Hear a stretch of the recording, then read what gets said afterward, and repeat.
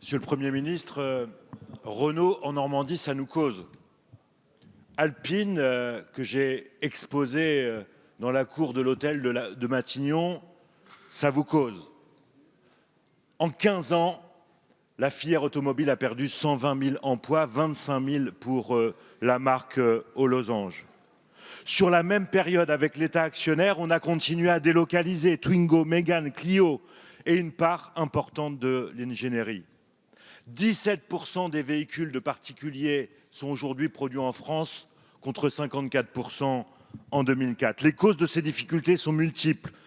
Course à la rentabilité, erreurs stratégiques sur le positionnement en gamme, problèmes de gouvernance au sein de l'Alliance jusqu'aux tribulations de Carlos Ghosn. La crise sanitaire a accentué évidemment ce phénomène avec une chute brutale des ventes et l'annonce du plan de 2 milliards d'euros d'économie avec 4 fermetures envisagées sur les sites de Choisy, de la fonderie de Bretagne, de Flins et d'Alpine font l'effet d'une bombe.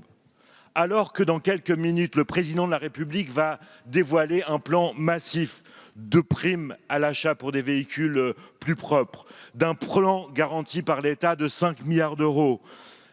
S'il n'y a pas de contrepartie en termes de préservation de savoir-faire et de contrepartie en termes de préservation de sites, cela aura l'effet d'un désastre économique et social, un renoncement productif, un renoncement politique proche de celui de Vilvorde.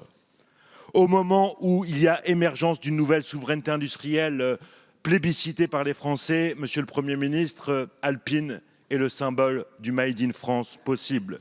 Vous connaissez mon engagement et celui des élus normands pour ce Made in Dieppe, pour ce lieu de travail d'orfèvre à dimension humaine, pour ce lieu qui démontre que la haute technologie, le premium sont possibles en France. Allez-vous avoir la volonté politique d'incarner l'État stratège qui protège ou allez-vous renoncer? Voilà Merci, le sens de monsieur ma le question. député. La parole est à Madame Agnès Pannier-Runacher, secrétaire d'État auprès du ministre de l'Économie et des Finances.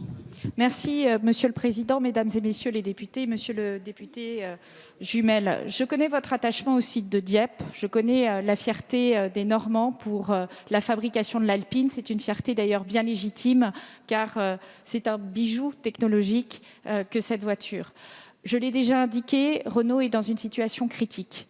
Et nous prenons nos responsabilités. Nous prenons nos responsabilités pour accompagner cette entreprise et faire en sorte qu'elle passe le cap.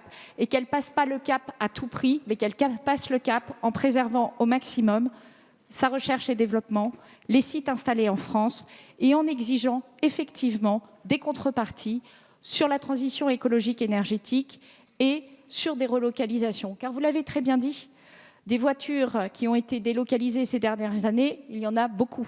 Et beaucoup sur les petits modèles. Or, ce sont les modèles que les Français s'achètent le plus souvent, en pensant acheter une voiture française. Ils achètent une marque française.